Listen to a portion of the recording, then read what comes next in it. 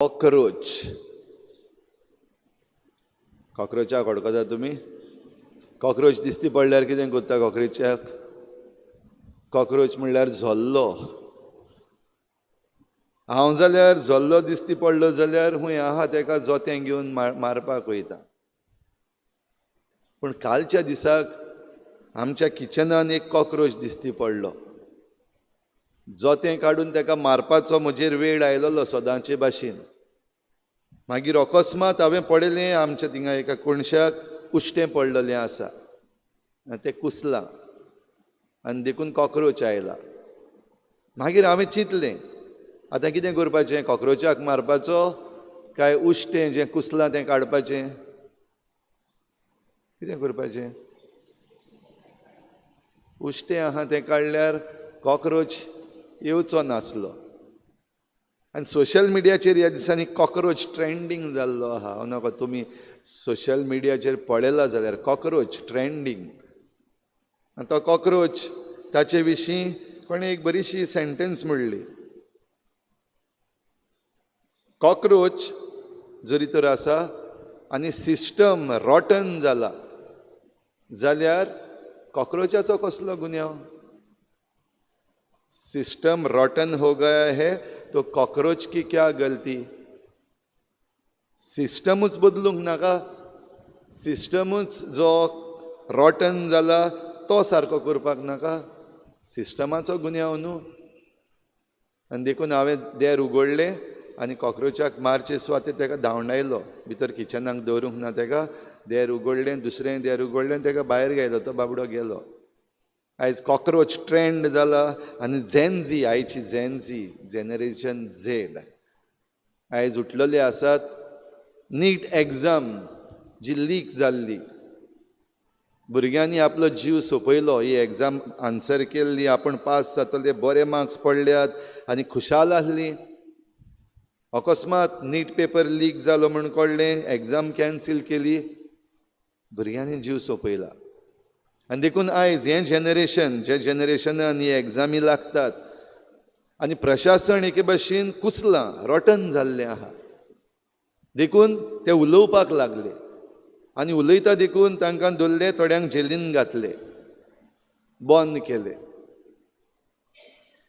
आमच्या देशांतलो एक जस्टीस ह्याच भुरग्यांक कॉकरोच म्हणपाक पावलो, पॅरासायट्स म्हणपाक लागलो.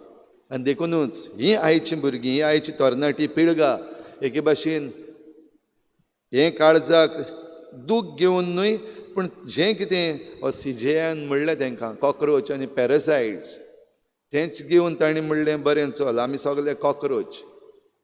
आनी कॉकरोच कित्याक जाल्यात? कित्याक घाण पडल्या सगळी, कुसलां सगलें. सिस्टम कुसला देखून कॉकरोच जाल्यात. आनी देखून आतां आयज कॉकरोच बोवाळ मारता. भाव भयणीनो, आयच्या वाचपाच्या संदर्भान हें कित्याक लागता? हिंगा एकलो कॉकरोच दिसती पडटा, तेचें नांव पावलू. पावलूक धरून हाडलो आनी पावलूचेर जायतीं कंप्लेन्स.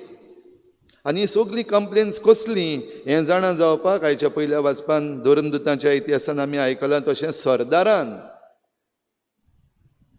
हे जुदेव लोक जे आसात ते पावलूचेर कसलो आरोप घालतात, कितें केलां ताणें हें जाणा जावचे पासत सेनाद्रीन आपयलो. म्हणल्यार तांची सभा आपयली, महासभा आपयली आनी तांचे लागीं उलोवपाक.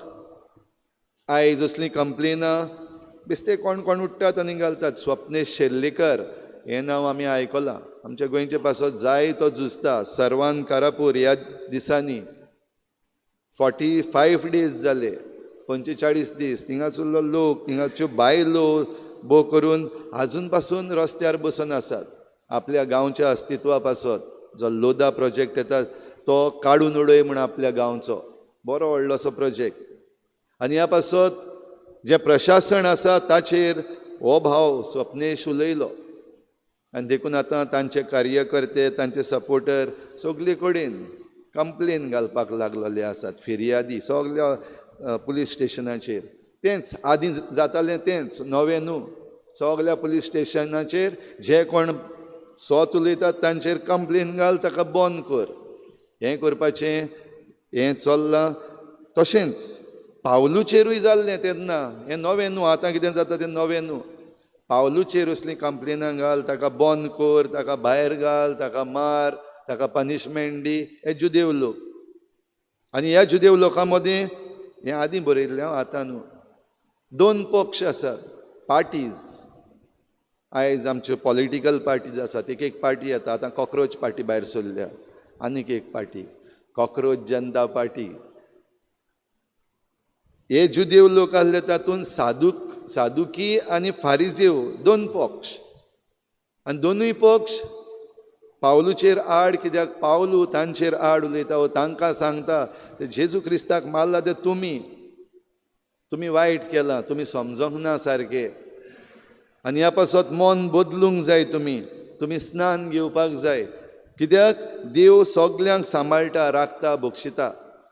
आनी हो संदेश साल्वार जावपाचो जो पावलू दितालो, तो साल्वार जावपाचो संदेश दिता आसतना आपणाक ब्लेम करतात. अशें म्हणे सादुकी तशेंच फारिजेव दोगूय जाण समजताले, घायलें कंप्लेन, घाल ताका, बंद कर, उलोवपाक दिनाका. सरदारान जेन्ना तांकां मुखार हाडले, त्याच पक्षा मदें फूट पडली. कित्याक एक पक्ष पुनर्जीवनपणाचेर स्वत मानता, दुसरो आसा तो मानिना.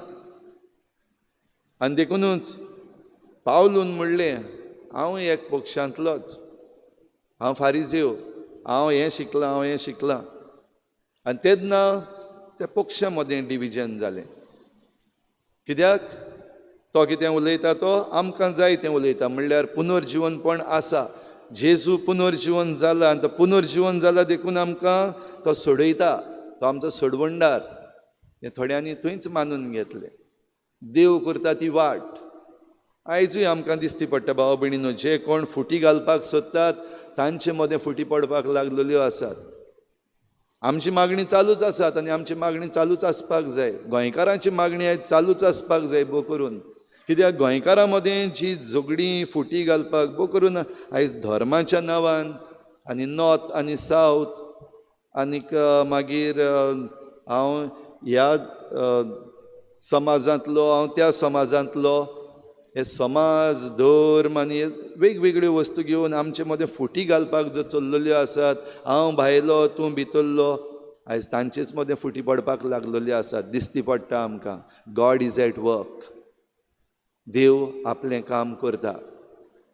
आमची मागणी आयकता देव. जायते फावटी आमकां दिसता आमी कितलें मागता देवा लागीं आनी देव आमचें आयकना. आयचो जबाब, म्हाका राखून घे देवा, हांव तुका शरणा येतां. 15वें स्तोत्र 15 Psalm 15. म्हाका राखून घे देवा, हांव तुका शरणा येता. हे मागणें आमी दिसाच्या दिसाक कोत्ता. ताच्या शरणाक येवपाक म्हणल्यार देवाच्या पांयाशी येवपाक एकदम भोव गरजेचें. आनी तेन्ना आमकां ताची राखण, ताची सुरक्षा मेळटली. ही सुरक्षा आमकां मेळचे पासत जे कोण चुकी कोत्ता, जे कोण वांकडे आसात, जे कोण फुटी घालता, तांकां सगल्यांक देव जाग्यार घालतलो. आमी मागण्यांत थीर रावपाक गरज. खंयच्याय धर्माची जावं, मागण्यांत देवाशी येवंक आनी एक रावंक एकदम गरजेचें. आनी हें जेजून मागणें केलां, ती सगोट एक जावं. हांव मागणें करता तें फकत हांचेच पासत न्हय, म्हणल्यार जे कोण म्हजो पाटलाव करता तितल्यांचोच न्हय, जे कोणाक हांवें विचून काडल्यात आपोस्तल कशे तितल्यांचेच पासत न्हय. ह्या दिसांनी आमी आयकता जेजूचे मागण्याचेर आमी नियाळ करता. जेजून मागलां, एक भाग घेवन मागता. आयज जेजूचे मागणें आनीक मातशें मुखार वेता. ते हांचेच पासत न्हय, पूण हांच्या उतरा वरवीं जो कोण विस्वास ठेवता, हांच्या उतरा वरवीं जे कोण म्हाका मानून घेतात तांचेय पासत. आनी मागणें सादें, ती सगोट एक जावं. तांचे मदें फुटी आसच्यो न्हय, तांचे मदें असले पक्ष जावचे न्हय, तांचे मदें एकामेकाचेर नाका जाल्ल्यो फिर्यादी मारून केस्तांवां जावची न्हय. धर्माच्या नांवान तांचे मदें केस्तांवां जावची न्हय. जेजून हें मागणें आमचे पासत केलां भाव भयणीनो. आनी हें मागणें जरी तर आमचे पासत केलां, त्या मागण्याक एक बेज आहा. आनी तो बेज म्हणल्यार देवाचो मोग. प्रमाणीक देवा, तुवें म्हजो मोग केलाय, देखून हांवें तुका ओळखून घेतला. संवसारान तुका आजून ओळखून घेवंक ना, पूण तांच्या आपोस्तलांच्या वरवीं, तांच्या उतरा वरवीं जायत्यांनी मानून घेतला आनी तांणी म्हजो मोग केला, तांणी म्हाका मानून घेतला, तांणी तुका मानून घेतला, देखून तूं जो मोग करता म्हजो तोच मोग तुवें तांचो केला आनी हांवूय सदांच तांचे बरोबर आसां. भाव भयणीनो, हीं उतरां जुवांवाच्या शुभ वर्तमानांतलीं जायतीं तीं उतरां घुसपा गुंदळ कसो दिसता सारकीं जरी तर वाचना जाल्यार. बरे भाशेन जरी तर घोस्तान वाचलें, परतून परतून वाचलें आनी समजूंक प्रयत्न केलो जाल्यार हें जेजूचें मागणें आमकां समजता.